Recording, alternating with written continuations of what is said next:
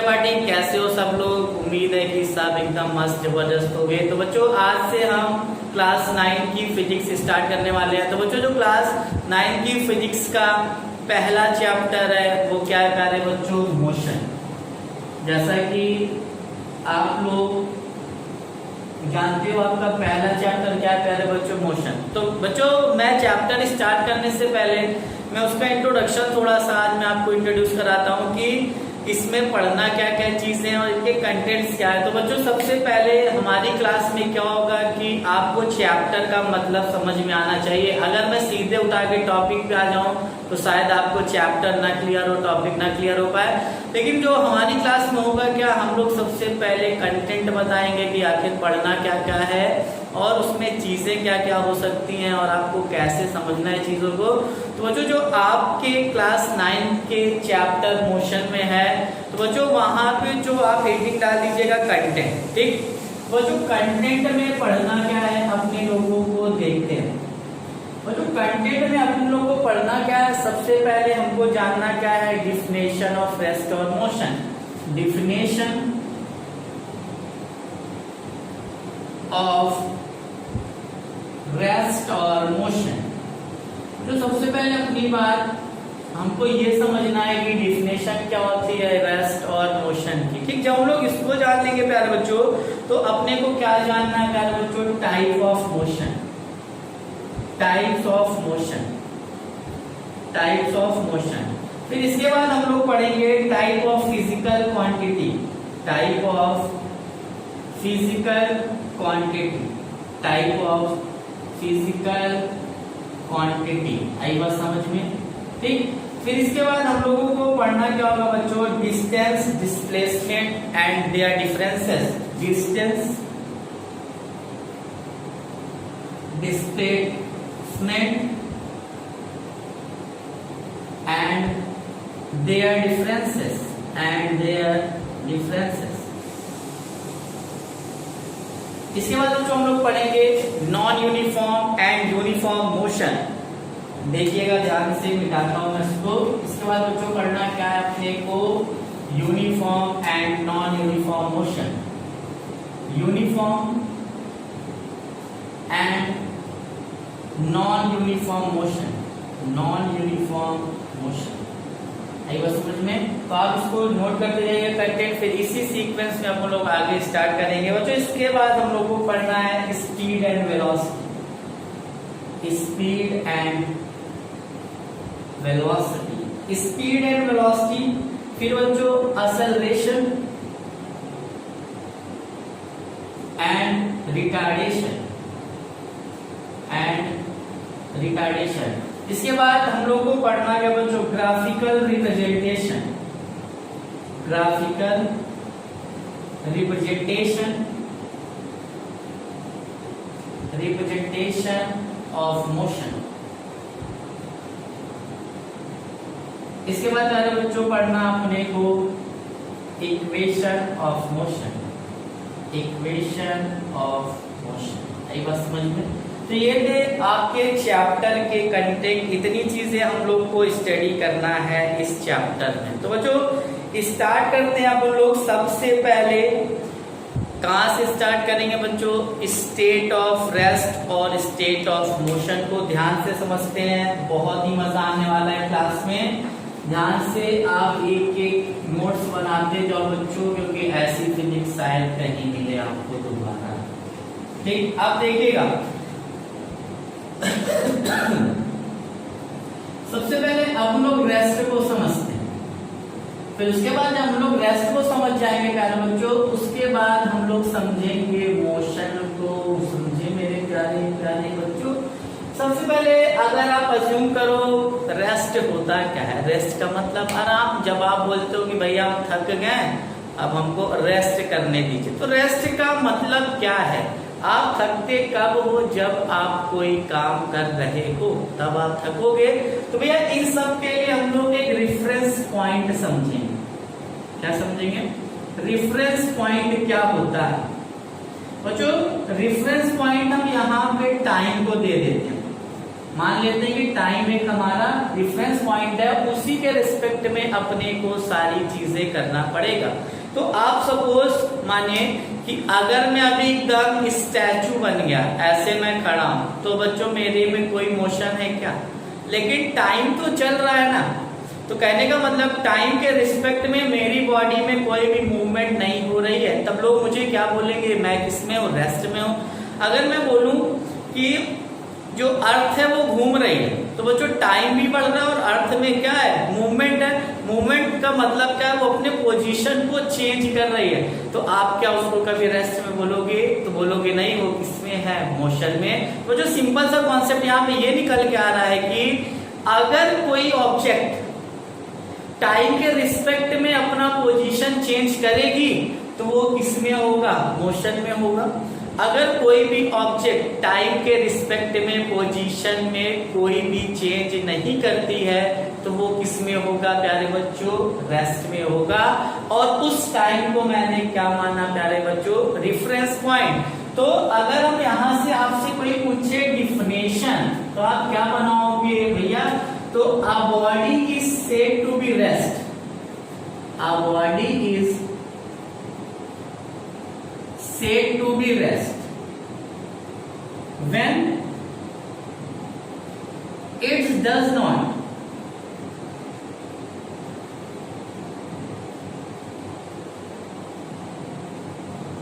change position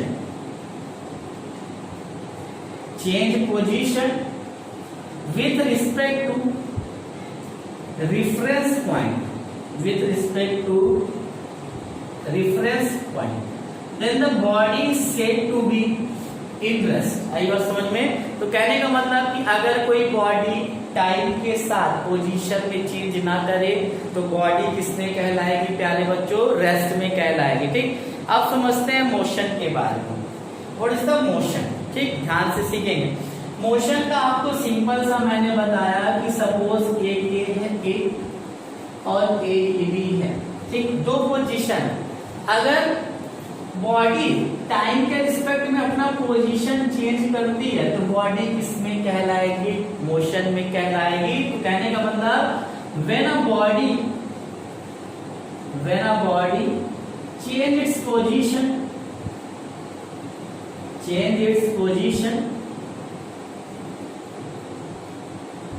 with respect to reference point, then body is said to be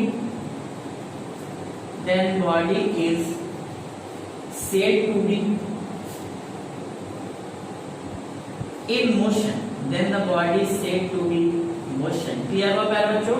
कहने का मतलब अगर कोई बॉडी टाइम के साथ पोजीशन को भी लगातार चेंज करेगी तो बॉडी किसमें कहलाएगी? मोशन में कहलाएगी। जल्दी से नोट कीजिएगा, फिर आगे बढ़ते हैं हम लोग। हो गया? अब देखिएगा प्यारे बच्चों ध्यान से, टाइप ऑफ मोशन की बात करते हैं। टाइप ऑफ मोशन,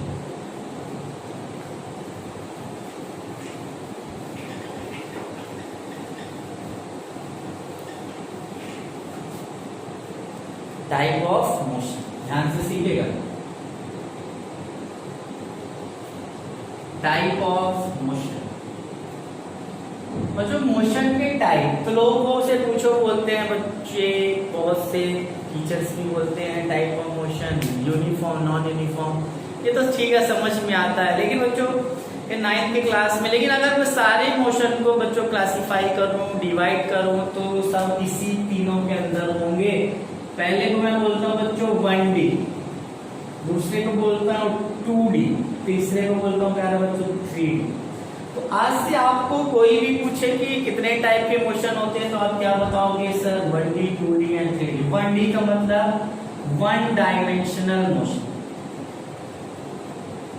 ध्यान से सीखिएगा। 2D का मीन्स 2 डायमेंशनल मोशन। अरे बच्चों 3D का मीन्स 3 डायमेंशनल मोशन। ये बात समझ में? ठीक, अब देखो 1D, 2D और 3D का मतलब क्या होता है। तो बच्चों अगर हम फिजिक्स में फ्रेम की बात करते हैं तो अपने पास एक तीन कोऑर्डिनेट होते हैं एक्स वाई जेड। एग्जांपल से समझते हैं कि आपने कभी ट्रेन को पटरी पे चलते देखा होगा और सपोज एक तार बंधी है आपके पास, उसमें अगर कोई कीड़ा चल रहा तो जानते हैं कि हमने फिजिक्स में भैया तीन ही स्पेस है एक्स वाई जेड, इसको बोलते हैं स्पेस, ठीक, एक्स वाई एंड जेड। तो इन्हीं में से बॉडी जितनी होगी इन्हीं में मोशन करेगी या तो इन्हीं में रेस्ट में रहेगी, ठीक। अब ध्यान से समझते हैं, एग्जांपल लेते हुए चलेंगे कि 1D क्या होता है, 2D क्या होता है और 3D क्या होता है। तो ध्यान से देखिएगा, बहुत ही मजा आने वाला है। और जो 1D की बात करते हैं पहले, 1 डे 2 डे और 3, ये नहीं बच्चों 1D, ठीक। देखिएगा 1D कहने का मतलब एक ये तार है, क्लैंप के बीच में एक वायर बंधी है और एक यहाँ पे बच्चों इंसेक्ट है, कोई कीड़ा चल रहा है इस तार। अब बताओ ये जो कीड़ा चल रहा है तो एक्स वाई जेड में से किसी एक पे चलेगा ना, कहने का मतलब मान लो ये पाइप है और जो यहाँ पे एक ये मंकी चढ़ रहा है, ये मंकी है, थोड़ा ड्राइंग कमजोर है, मंकी चढ़ रहा है। बताओ मंकी क्या तीनों में चढ़ रहा है क्या एक साथ, नहीं ना। अब बताओ, अब ये एक्स वाई जेड में से सिर्फ एक पे मोशन कर रहा है ना, तो बताओ ऐसे मोशन को क्या बोलेंगे, वन डायमेंशनल मोशन। कहने का मतलब कि जब कोई body, when a body moves all three direction in only one direction, कहने का मतलब जब कोई बॉडी किसी तीनों में से किन्हीं एक पे मोशन करे तो क्या हो जाएगा, when a body is moving only one coordinates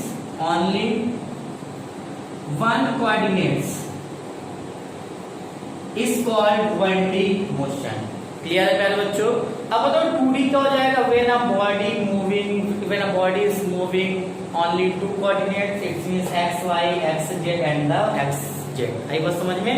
तो कहने का मतलब है जब कोई बॉडी तीन कोऑर्डिनेट्स में से केवल वन कोऑर्डिनेट पे मोशन करेगी तो वो क्या कहलाएगा, 1D मोशन। तीन में से किन्हीं दो पे करेगी तो क्या कहलाएगा, 2D मोशन।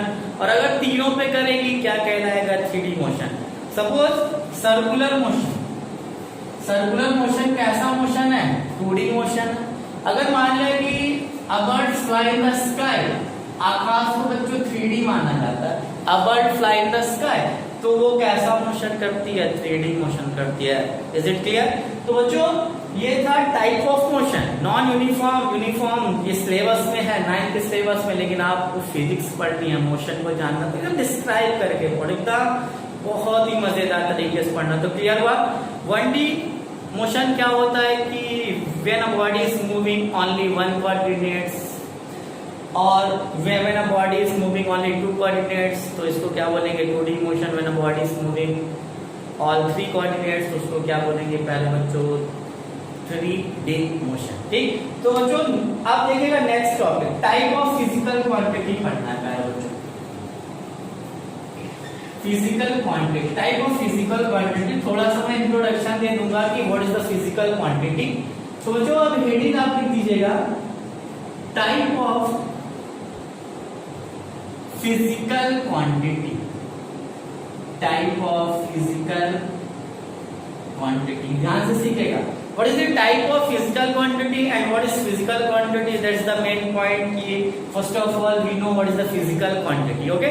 तो बच्चों what is the physical quantity, तो बच्चों फिजिकल क्वांटिटी ऐसी क्वांटिटी जिसको हम लोग मेजर कर सके, वेट कर सके, उसको क्या बोलते हैं, फिजिकल क्वांटिटी। मतलब ऐसी क्वांटिटी जिसको मापा जाए, तौला जा सकता है, वो क्या कहलाती है प्यारे बच्चों, फिजिकल क्वांटिटी कहलाती है। Is it clear. तो बच्चों अब देखिएगा टाइप कितना होता है बच्चों, दो ही बताया जाता है आपके सिलेबस में, एक होता है स्केलर, एक होता है प्यारे बच्चों वेक्टर। लेकिन मैं आज आपको एक और बता देता हूँ, that is a tensor. Third is tensor quantity. सबके आगे क्वांटिटीज जोड़ेंगे, scalar, vector quantities and the third is tensor quantities. ध्यान से समझिएगा। First of all scalar quantity, example लेके चलते हैं, एक एक को समझेंगे, बहुत ही मजा आएगा। एग्जांपल से पढ़ते हैं। सपोज ये आपका स्कूल है, मान लेते हैं ये आपका स्कूल है, ठीक, ध्यान से सीखिएगा। अब स्कूल में बच्चों हर तरफ से बच्चे आते हैं, स्कूल में हर तरफ से बच्चे आते हैं। वो जो रिजल्ट फिक्स है, मैग्नीट्यूड फिक्स है कि अपने को कहाँ पहुंचना है, स्कूल। बताओ क्या कोई डायरेक्शन फिक्स है क्या कि नहीं इसी रास्ते से स्कूल आना है? क्यों? क्योंकि सबका घर अलग अलग डायरेक्शन में है। तो कहने का मतलब कि those quantity which having magnitude and there is no any direction is called scalar quantity। अब एक एग्जांपल और मैं लेता हूँ।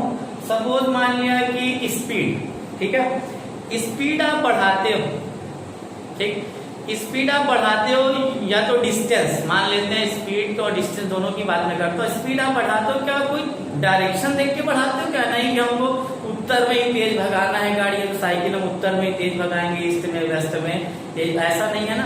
तो डिस्टेंस स्पीड भी कैसी क्वांटिटी है? Scalar quantity. अगर हम डिस्टेंस की बात करते हैं प्यारे बच्चों, डिस्टेंस ही तो है, डिस्टेंस में मैग्नीट्यूड है कि हाँ 5 किलोमीटर है, 10 किलोमीटर है, 15 किलोमीटर भी हो सकता है, 100 1000 किलोमीटर मैग्नीट्यूड है, लेकिन कोई डायरेक्शन फिक्स है क्या? नहीं। तो बच्चों what is the scalar quantity? तो सिंपल सा डिफिनेशन क्या आया कि those quantity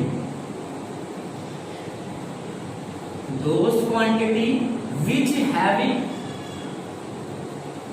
those quantity which having magnitude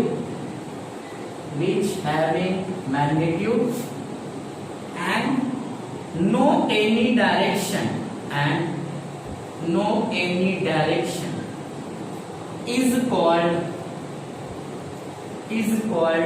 scalar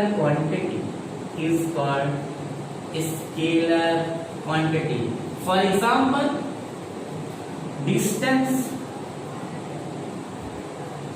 work, speed, ये सब कैसी क्वांटिटी है प्यारे बच्चों? Scalar quantity. क्लियर हुआ? अब देखिएगा नेक्स्ट पढ़ते हैं। नेक्स्ट क्या है प्यारे बच्चों? Vector quantity. ध्यान से सीखिएगा, वेक्टर क्वांटिटी। वेक्टर क्वांटिटी का मतलब समझते हैं एक एग्जांपल का। सपोज ये थे हमारे चुन्नू भैया, बहुत ही खड़ूस टाइप के, और ये था मुन्नुआ, बहुत ही होशियार था। ठीक, ध्यान से सीखिएगा। अब इसको पता है कि मैं इधर फोर्स लगा दूंगा तो गिर जाएगा, तो इसको डायरेक्शन पता है कि किधर हमको फोर्स लगाना और कितना बल लगाना है, इसको पता है कितना फोर्स लगाना है कि ये गिर जाएगा, इसको मालूम है। ठीक, तो कहने का मतलब देखो इसको एक डायरेक्शन मिला, फिक्स डायरेक्शन मिला, और मैग्नीट्यूड तो पता ही है कि रिजल्ट क्या होगा। जैसे हमको पता है कि अगर हम पढ़ेंगे तो अच्छे नंबर्स आने ही आने श्योर है। तो और जो बच्चे नहीं पढ़ते उनको पता है कि आ जाए तो ठीक है, नहीं आए तो पता ही है कि नहीं आएगा। तो एग्जाम्पल के तौर पे समझो कि अगर हम पढ़ रहे हैं तो हमारे अच्छे नंबर आएंगे, नहीं पढ़ रहे हैं तो अच्छे नंबर नहीं आएंगे। तो उसका मतलब क्या हो सकता है कि अगर हम पढ़ रहे हैं तो श्योर मेरे अच्छे नंबर आएंगे, क्योंकि आपको एक डायरेक्शन पता है कि हम अच्छे रास्ते पे चल रहे हैं तो हमको अच्छा मिलेगा ही। तो कहने का मतलब कि ऐसी क्वांटिटी प्यारे बच्चों जिसमें एक डायरेक्शन भी फिक्स हो और मैग्नीट्यूड भी हो, उसको क्या बोलते हैं? Vector quantity. जैसे फॉर एग्जांपल एक और मैं बताता हूँ। सपोज ए से बी पे जाना है, तो एक बच्चों ऐसा कोई स्टूडेंट जा सकता है, एक कोई स्टूडेंट ऐसा जा सकता है, और एक आतंकवादी टाइप का बच्चा होता है जिसको 4 मोहल्ले की खबर होती है, उसका पाथ हमेशा ऐसा ही होता है। ठीक है, तो अब इसमें ये पहचानना है कि डिस्टेंस, देखो डिस्टेंस तो 3 हुई, 1 2 3, लेकिन आप जब घर से निकलो तो अम्मा पापा बोलते हैं ना कि लाला सीधे कोचिंग जाना है, तो सीधे स्कूल जाना, फिर डायरेक्शन मिला सीधे। सीधे का मतलब द शॉर्टेस्ट पाथ, वो जो सीधा एक डायरेक्शन मिल गया क्या, और सबसे छोटी डिस्टेंस भी है, तो वो जो इसी को बोलते हैं डिस्प्लेसमेंट। क्या बोलते हैं? डिस्प्लेसमेंट। तो डिस्प्लेसमेंट को हम लोग जब भी कैटेगराइज करते हैं तो कौन सी क्वांटिटी निकल के आती है? Vector quantity. क्यों? क्योंकि रिजल्ट भी पता है और डायरेक्शन भी पता है। तो those quantity which having magnitude as well as direction is called vector quantity. तो लिखते हैं प्यारे बच्चों वेक्टर क्वांटिटी की definition, those quantity which having, notes बनाते रहिए सब लोग, बहुत ही प्यारा प्यारा note, which having magnitude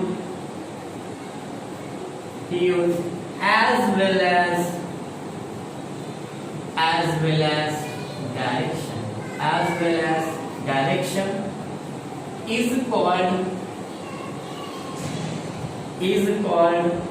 vector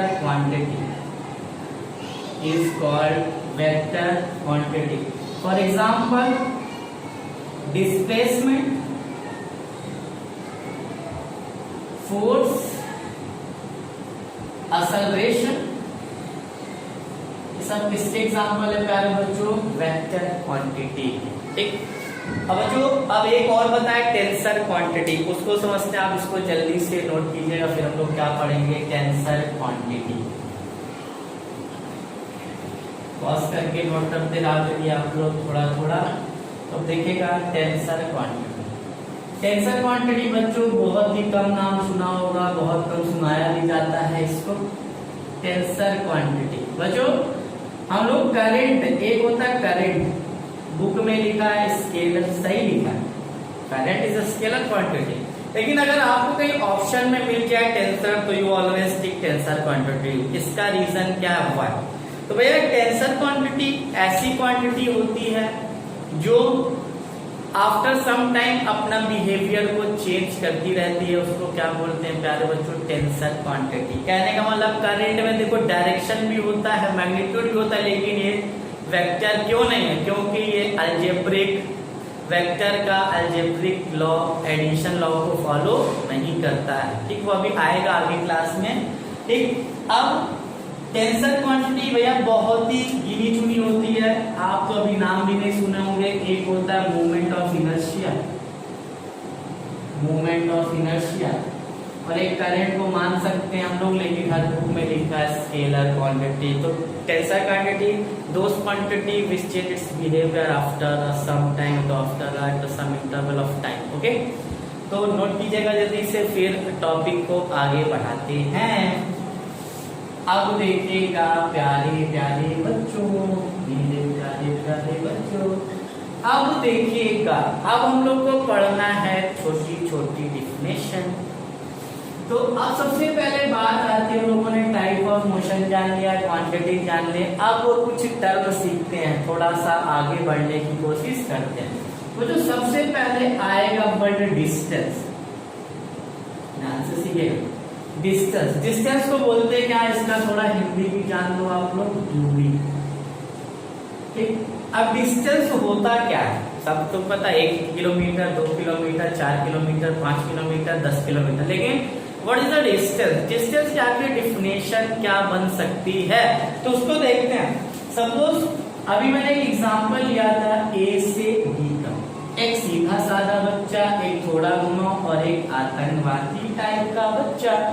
तो बच्चों डिस्टेंस को जोड़ने के लिए हम एक वर्ड को जोड़ते हैं, उसको क्या बोलते हैं? पाथ। ठीक, डिस्टेंस को डिफाइन करने के लिए अपन लोग एक वर्ड को जोड़ेंगे, उसको क्या नाम दिया? पाथ। ठीक, अब मान लें कि आपको ए से बी तक जाना है, तो आप जब तक बच्चों इस रास्ते पे चलोगे नहीं, तो आपको कैसे पता कि वो कितना दूर है? तो कहने का मतलब एक पाथ हुआ, और पाथ को जब तक आप ट्रेस नहीं करोगे, या तो इसको बोल सकते हैं कवर्ड नहीं करोगे, तब तक कैसे मालूम चलेगा कितना डिस्टेंस होगा? आई बात समझ में? तो कहने का मतलब फिर इसकी मैं डिफिनेशन बनाता हूं प्यारे बच्चों। तो total path traced by an object, is called distance, clear हुआ? अब देखिएगा कुछ पॉइंट्स देखते हैं।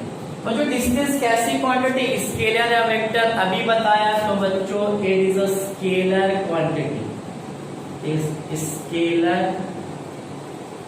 क्वांटिटी। तो डिस्टेंस को मेजर करने का यूनिट क्या हो जाएगा?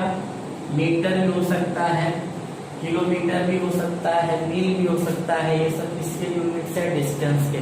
बात ये आता है कि डिस्टेंस पॉजिटिव, निगेटिव और जीरो में से क्या होता है बताओ, डिस्टेंस कभी घटती है क्या? आप यहाँ से सिविल लाइंस गए या तो यहाँ से कानपुर गए, कानपुर से फिर आए तो क्या डिस्टेंस घट जाएगी, पेट्रोल कम लगेगा क्या, बहुत ज्यादा लगेगा, क्यों? क्योंकि दूरी ज्यादा। तो एक बात से निकल के सामने आ रही प्यारे बच्चों कि distance is always positive, distance is always positive,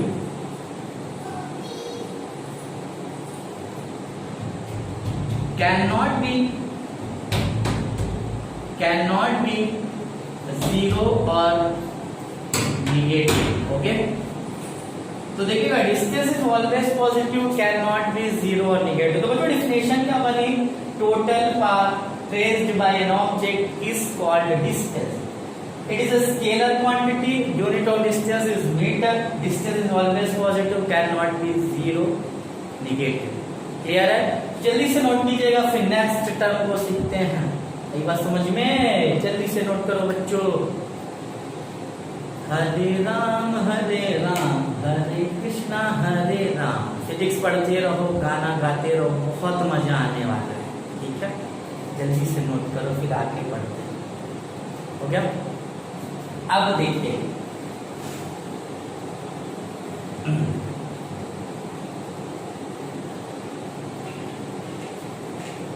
प्यारे प्यारे बच्चों, अब इधर देखो सब लोग सामने। ठीक, अब सीखते हम लोग डिस्प्लेसमेंट। क्या सीखेंगे?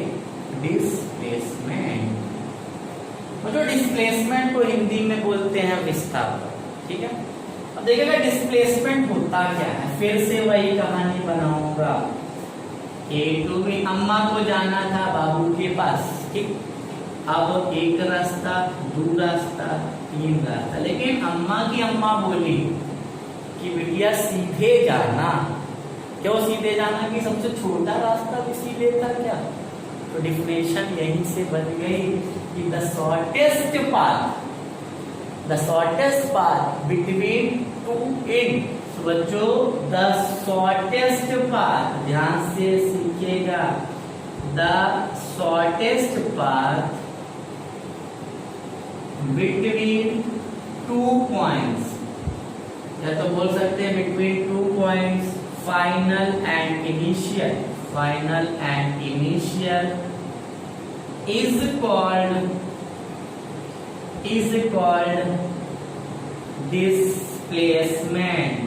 Called displacement. आई बात समझ में?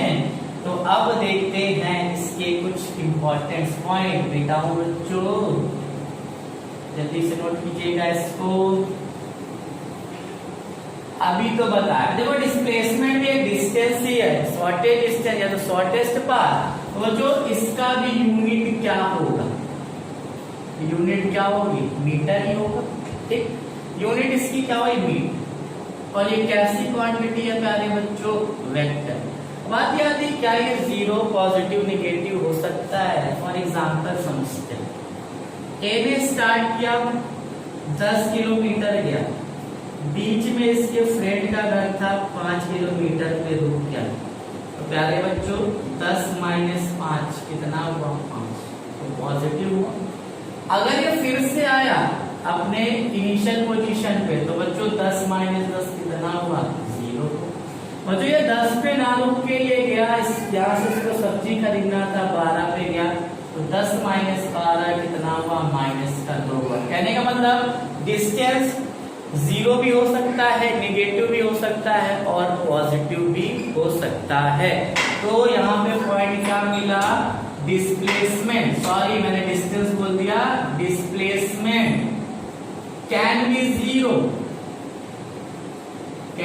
जीरो, पॉजिटिव और निगेटिव। ओके, तो डिस्प्लेसमेंट क्या हो सकता है बच्चों, जीरो हो सकता है, पॉजिटिव हो सकता है और निगेटिव भी हो सकता है। हो गया बच्चों? तो ये था हम लोगों ने आज जाना डिस्टेंस, डिस्प्लेसमेंट, मोशन और उसके टाइप के बारे में। अब जो आपका नेक्स्ट वीडियो आएगा वो हम लोग इसके आगे पढ़ेंगे। तब तक के लिए प्यारे बच्चों आपका बहुत सारा प्यार और सपोर्ट चाहिए।